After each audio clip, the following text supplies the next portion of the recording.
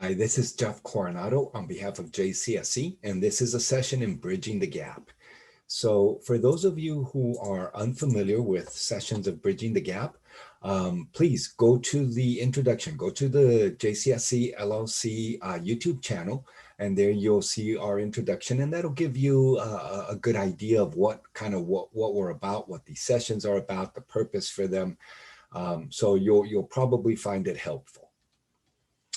The title of this particular section, this particular session is it's one in the series of WPF7As. It's for mechanical equipment platforms, and this first session is intended to cover the purpose. What is the purpose of adding a mechanical equipment platform? So that's the question.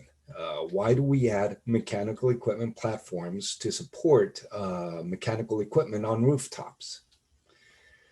Related Bridging the Gap sessions. Again, the introduction will be helpful. Any other sessions that you see on our channel where the titles start with WPF7A will be related to mechanical equipment platforms. So there we'll cover the forces acting on platforms, sizing of the elements of a platform, and their connections. So again, this is the first session in the series of WPF7A sessions, and it's the purpose of the mechanical equipment platform. Okay, so with that in mind, let's have a look at the assembly in question. All right, so let me see if I can zoom in a little bit. So this is a mechanical equipment platform. So what do we have here? Well, there is the roof surface. All right, so this here, that's your roof surface. Okay, let's envision this is kind of looking at a cross section, if you will, of a platform.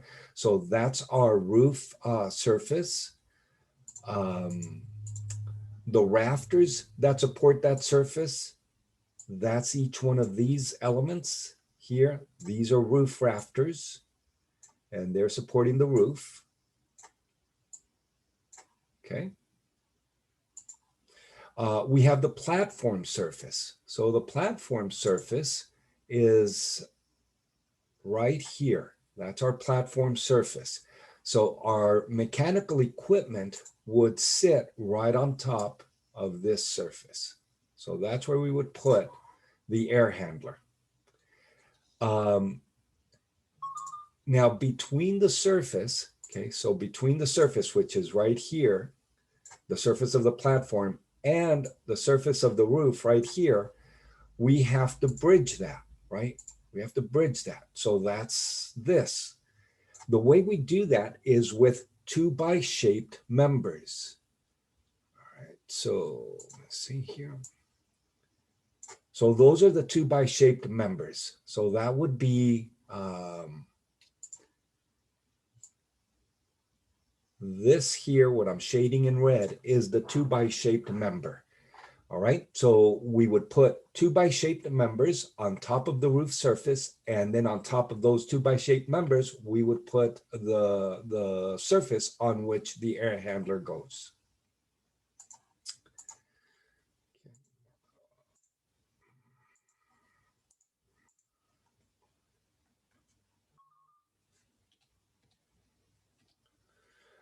Okay, 3 reasons we need a mechanical platform to support a rooftop air handler. All right, so 3 reasons. Let's see. First reason, vibration damping. You know what? Let me see if I can split the screen here. Okay, I think that'll help us. So first reason, vibration damping. Okay, so envision an air handler. So we've got an air handler sitting on top. Well, actually, let's put it directly on top of the roof surface. Imagine our air handler going right on top of this roof surface, right? So there this thing is, and we turn it on, and so it's vibrating, right? You know, it vibrates, makes a little bit of noise, right? Imagine that directly on this rooftop, right? So now this roof starts to shake, right? Now it's vibrating. Well, that vibration is kind of going to permeate and get into the habitable space inside. All right. So one purpose that a platform would serve is to dampen that vibration.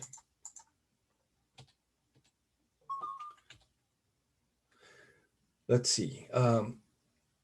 Yeah, if you're not persuaded, by that argument, don't worry about it. I don't know how persuasive that argument is. It may not be the strongest argument to provide a platform. Second reason, waterproofing. Okay, let me clear the screen here. Waterproofing, sure. Again, envision the air handler being placed directly on top of the roof surface, right? So now, how do you keep water from penetrating into the roof? There's going to be roofing. Use orange. Right? So there's roofing here, right, to protect the roof so that water doesn't come into the structure, and roofing here. Now, we can't put roofing underneath the mechanical equipment because real good chance it'll just get squashed. So it'll be compromised. So we kind of have to stop it here and then seal it somehow. All right, so we try to seal it here and we try to seal it here. But again, remember, this guy is vibrating, right? It's making noise, it's moving, it's vibrating. It's likely going to tear, it's likely going to compromise these little seals here. So water will eventually be able to permeate through here and get into our space underneath. Okay, so waterproofing is an important reason why we add a platform to create that separation.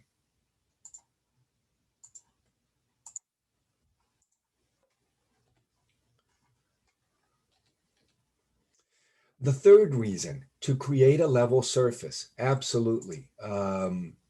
So keep in mind that for in a flat roof, even though it's a flat roof, it still always needs to have a bit of a slope, right? We need to be able to drain water off the roof. Otherwise, rain would just sit and collect on our roof. So we need to have a little bit of slope so that water will run off to the drains and get off of the roof. So there's always a little slope in a flat roof. Well, the problem with that is that we need our mechanical equipment to be perfectly level. Otherwise, it won't function. We need it to be level. So we kind of need to create that bridge between the sloping roof and the surface for the mechanical equipment, which needs to be level. And so that's what, again, that platform does, right? That's what this platform does. And remember, we talked initially about shaped joist. Remember, we talked about how these members were shaped. Well, that's the idea. They're shaped because that way they are able to follow the contour of the roof. So they're going to be narrower or I guess shallower on one side, deeper on the other side. Hence, they become shaped 2-bys to create the platform. And that way we bridge that gap between the roof surface and the surface for the air handler. So that's the third and perhaps the most important reason why we add a platform to support our air conditioners, our air handler equipment on a rooftop.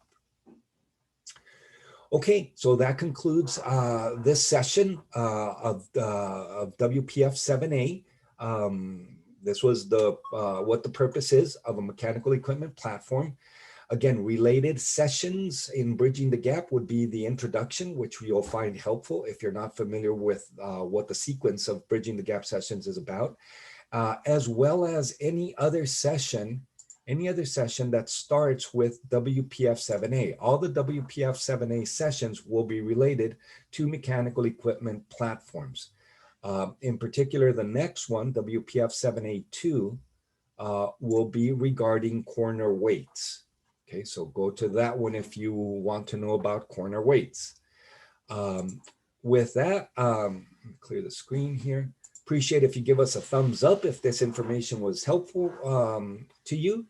To subscribe to our channel, just hover over the JCSC logo and you can click on subscribe, and that way you'll receive notifications of new Bridging the Gap sessions that are added to the channel.